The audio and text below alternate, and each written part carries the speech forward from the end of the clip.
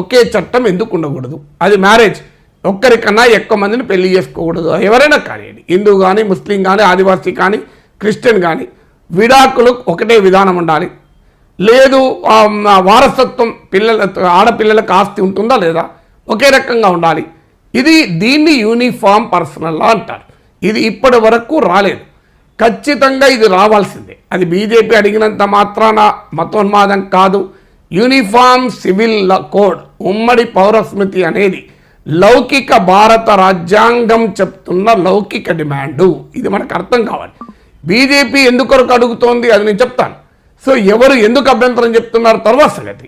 ఫండమెంటల్గా ఉమ్మడి పౌరస్మృతి అనేది భారతదేశ లౌకిక రాజ్యాంగం యొక్క లౌకిక డిమాండ్.